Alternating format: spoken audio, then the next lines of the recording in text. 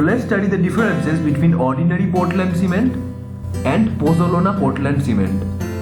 So the first point under ordinary Portland cement is, so cost clear clinker is used for making OPC, that is ordinary Portland cement, and for Pozzolana Portland cement, so cheaper pozzolanic material is used for making Pozzolana Portland cement. Now let's move on to the second point. So ordinary Portland cement, that is OPC, produces more calcium hydroxide, while on the other hand Pozzolana Portland cement consumes calcium hydroxide.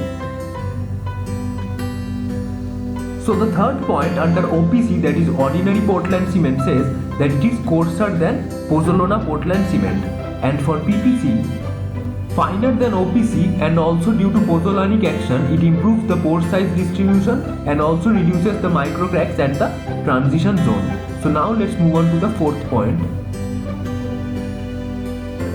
So ordinary Portland cement has high density, while PPC has low density. Now let's move on to the fifth point.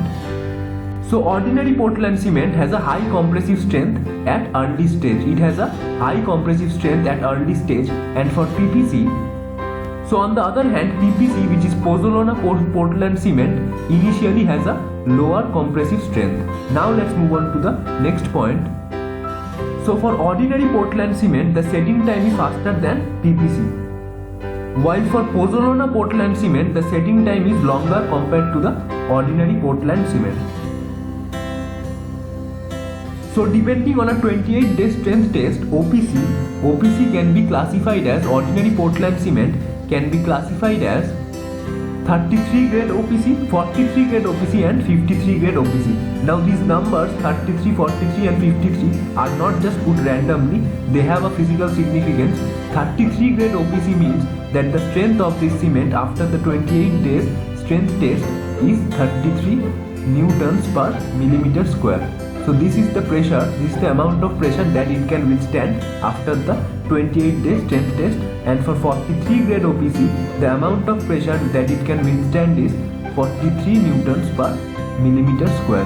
Similarly for 53 grade OPC the amount of pressure which it can withstand is 53 newtons per millimeter square. So that is what these numbers mean. And for PPC we have, so PPC can be classified as natural or artificial depending on the type of pozzolanic material used.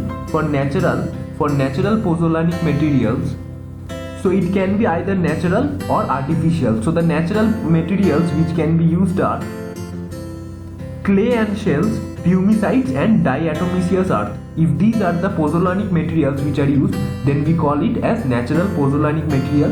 And for artificial materials we have, so fly ash, silica fumes and slag from furnace. If these are the materials which are used for the pozzolanic cement construction, then it is known as artificial pozzolanic materials.